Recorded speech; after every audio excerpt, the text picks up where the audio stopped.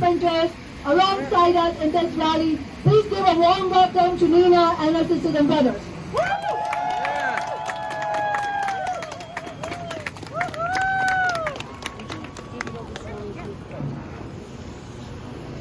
I'm a 33-year-old queer journeyman carpenter out of Local 30, but my #1 title is Mom.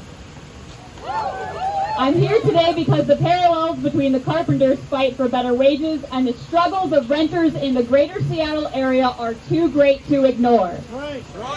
Right now, the Carpenters Union is on strike for higher wages and better funding of our health care plan and pensions. Working families fought for a $15 minimum wage in 2014 and are fighting for rent control today.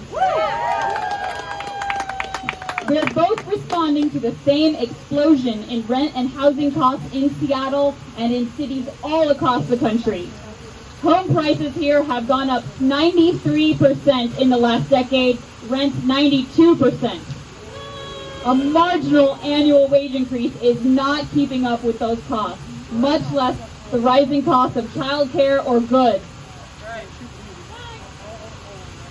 The employers would have you believe we're making great wages already.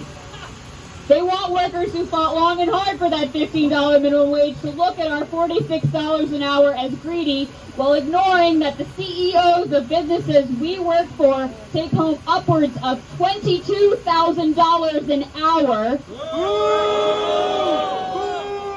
Big business literally makes billions off our backs, while we carpenters can't afford to raise a family in the city we build, and minimum wage workers can't afford to live in the city they work.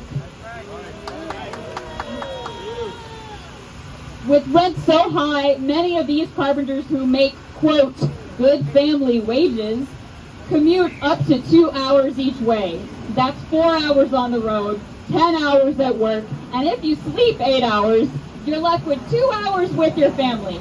I would not call 2 hours a day the product of good family wages. The overwhelming majority of carpenters live far outside the city. Think Centralia far, other side of the Cascades far.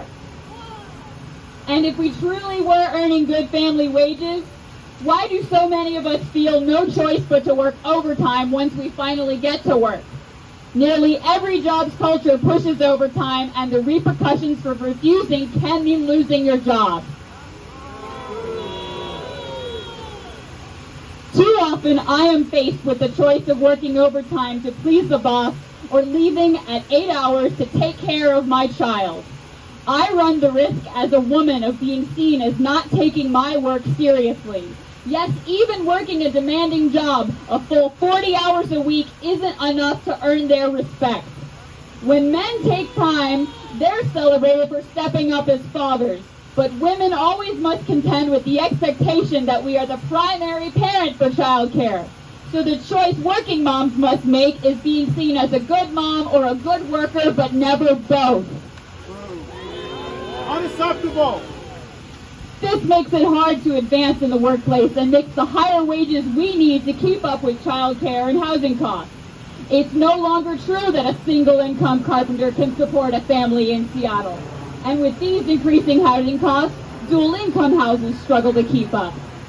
Single parents get the worst of all worlds, which is why many spouses stay in abusive marriages or workers stay in toxic work environments.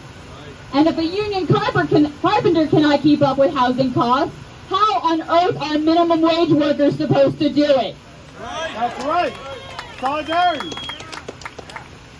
We carpenters are asking for transparency regarding contract negotiations.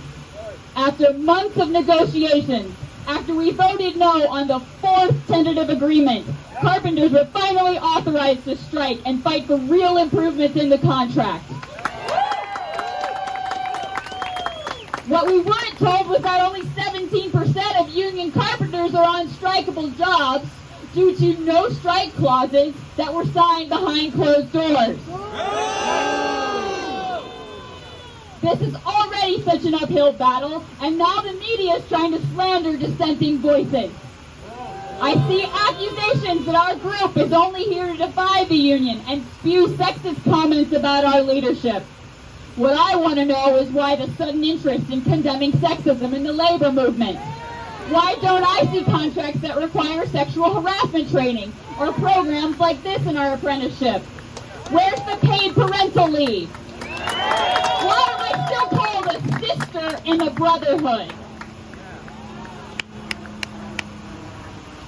I face sexism every day at work. And yeah, I hear disturbing sexual comments that have no place in work and no place in the labor movement.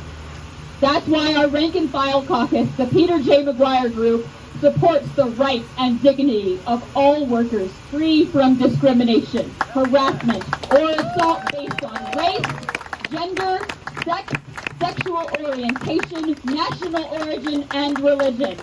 Hell yeah! Derogatory comments and statements get promptly addressed. We've had multiple conversations as rank and file union members to work towards a better understanding of discriminatory language and why it's wrong. I can't say I've ever seen that before in my time as a union carpenter. We're going to have to win this strike with or without the union leadership.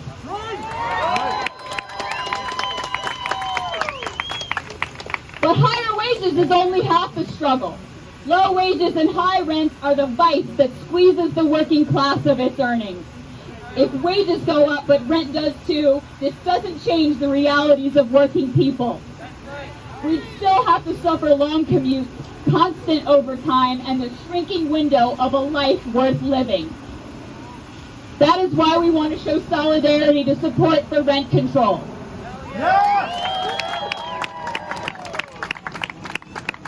Working people of all kinds in the greater Seattle area are being crushed by the cost of living, student loan and medical debt, the ongoing climate crisis, and more. Stemming the rising costs of rent and home prices will transform these barely scraping by wages into good family wages, not just for carpenters, but for everyone. And we will need to rebuild a fighting labor movement if we're going to take all of this on, which means supporting and growing the collective action of our strike, and supporting and growing working class campaigns like this for rent control, which every union member and local should energetically take up. Solidarity!